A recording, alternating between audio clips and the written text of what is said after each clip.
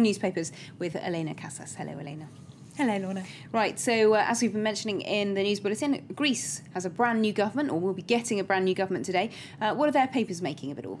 It's a new era and we're betting on Papademos. That's the headline at the paper Ethnos. They're quite optimistic, actually, saying that after all the chaos Greece has been through, a technocratic government that puts the politicians to one side and actually passes some policies could be exactly what Greece needs at the moment. It's a tempered optimism, though, with other papers, definitely. The left-wing paper Eleftheros Typos headlines on a tough agenda for Papademos.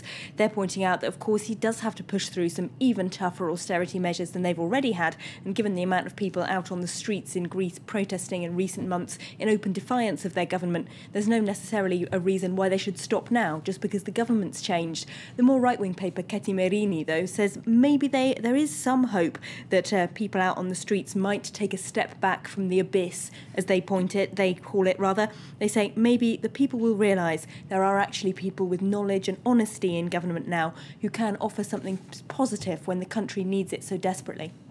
And, of course, another country that's all change at the moment, or in the process of change, is Italy. Still not completely certain what's going to happen there politically, but it looks like Mario Monti will be their next head of the government. So what do the papers there think about all these options that are in play? Well, look at this story in left-leaning La Repubblica. They say the outgoing Prime Minister Silvio Berlusconi changed his mind yesterday from backing a general election that would possibly have brought his chosen political heir into power to deciding to support a technocratic government under Mario Monti. Why? Well, according to La Repubblica, it's because he's worried about the falling stock market value of his own companies rather than the future of Italy.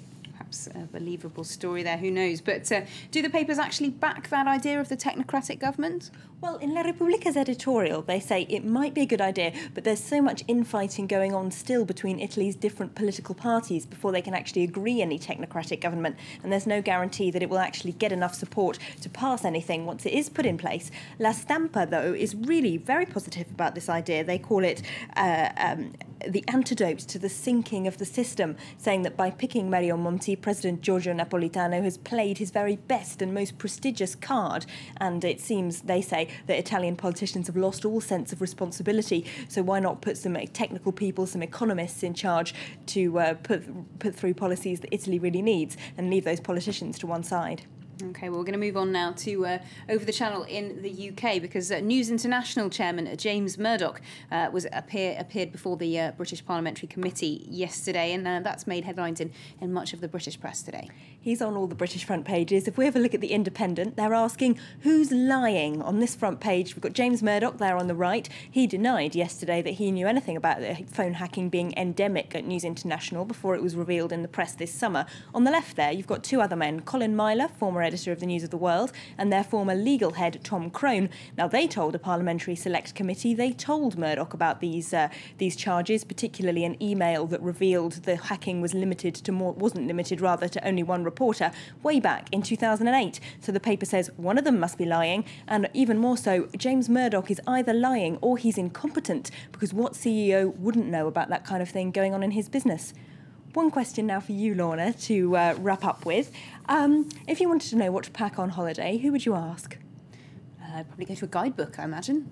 Well, you probably wouldn't call the British Embassy in your country of destination, would you? Probably not. Now, plenty of people do, according to a report by the Foreign Office that's published in The Guardian of the weirdest requests that they get. A man in Dubai apparently asked the British Embassy to pick up his dog from the airport because he wasn't free to do so.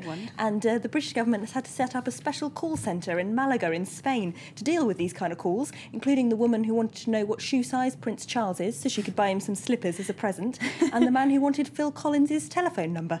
The Foreign Office says, The Guardian reminds us, that you are only supposed to contact the British Embassy, Brits abroad, if you really have a proper emergency, and not like one woman, you just want some advice on setting up a chicken coop in your garden of your holiday home in Greece. Well, I suppose it's very flattering that they feel that the embassy staff can answer all these many and varied inquiries. Yes, that's one way of looking at it. Well, thank you very much indeed, Elena, for that look at all today's international newspapers. Let's get a reminder now of this Friday's top story.